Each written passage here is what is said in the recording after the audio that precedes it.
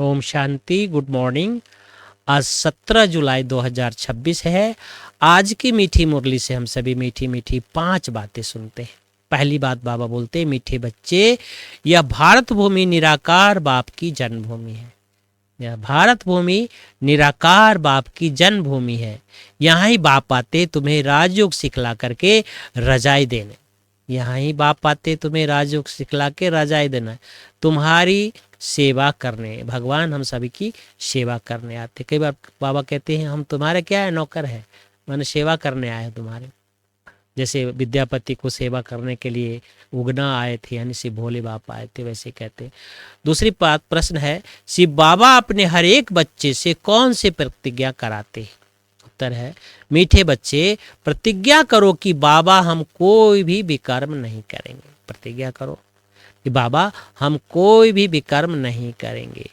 5 विकारों का हम दान देते हैं। अंदर में डर रहना चाहिए। अगर हम दान देकर फिर वापस लेंगे तो बहुत पाप बन जाएगा। दान देके जो कोई वापस लेते हैं, चाहे क्रोध का, चाहे काम का, कभी लोभ का, तो क्या होता, बहुत बड़ा पाप बन जाएगा। इसकी कड़ी सजा खानी पड़ेगी। हरिश्चंद्र की कहानी है, इसी पर बनी हुई। हरिश्चंद्र ने दान दे दिया, सब कुछ स्वप्न में भी आया, दान दे दिया। तो उनकी कहानी है कि वो व्यक्ति स्वप्न में ही सब कुछ दान दे दिया और लिया भी नहीं उन्होंने, ताकि कितने भी कष्ट झेलना पड़ा उसको।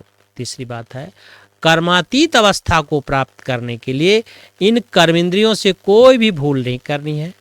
पवित्र रहने के साथ साथ याद में ही मजबूत होना है। पवित्र रहने के साथ साथ याद में भी मजबूत रहना, इन बाबा की याद में।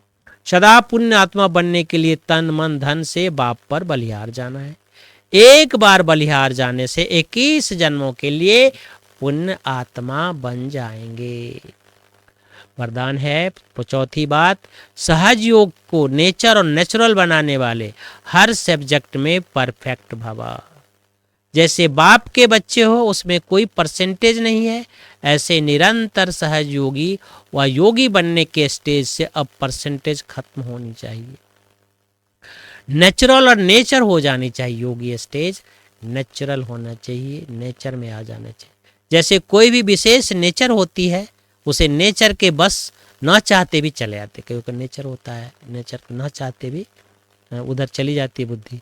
ऐसे यह भी नेचर बन जाए, क्या करो, कैसे करो, योग लगाओ, यह बातें खत्म हो जाए।